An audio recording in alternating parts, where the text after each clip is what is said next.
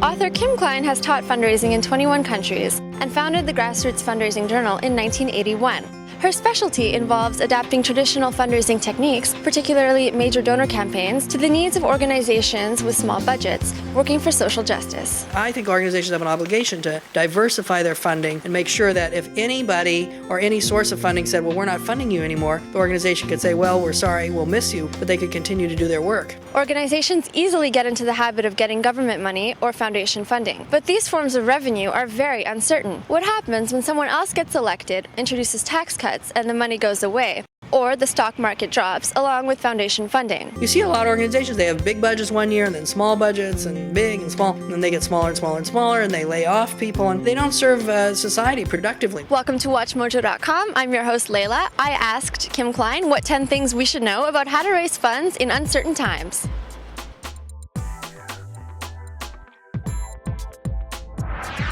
Be very clear about your cause.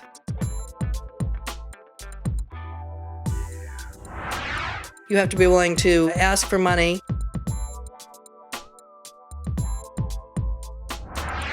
You need to keep in mind that people are giving away their money, and they're either going to give it to you or they're going to give it somewhere else. These 7 out of 10 people who give away money, they're going to give it away. I think a fourth thing is you need a group of people to help you. You cannot do this by yourself. That's the nature of an organization. And if you can't find anyone to help you, you have to think to yourself, does anyone else care about this? I think a fifth thing is once you get a donation is to be sure to thank people and to be grateful and to be appreciative and to keep track of your people.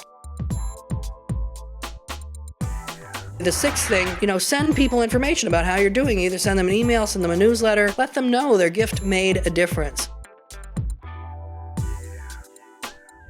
Seventh thing would be the best person to ask for money is someone who just gave you money. That's the person most likely to give you money. And people kind of, no, she already gave, I'm never going to ask her again. But if you think of churches, how often do churches ask? Every time you sit down, right? 52 times a year. So we really want to ask over and over. But every time we ask, we're like, thank you so much for what you did already. Could you help us again? So, and if people can't help, they'll say no. And that would be the eighth thing. None of us can give money, no matter how wealthy we are. We cannot give money to all the groups that need our support. So we're going to have to say no to some of them. We want to be gracious when people say yes, and we want to be really gracious when they say no. We always say in fundraising, no is short for not now. I don't have the money now. I don't care enough now. I'm busy now. Probably the ninth thing would be to be gracious about other groups. Know your group is really important, it's doing really good work, but it's not the only group in the world. Let's kind of bring in all the other groups, try to work together, try to see what you can do collaboratively, and of course, spend your money wisely, all the stuff that goes with that.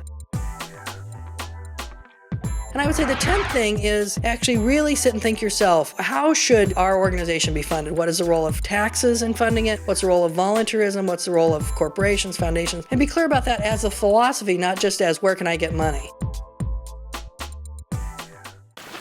Those would be the 10 things I'd keep in mind.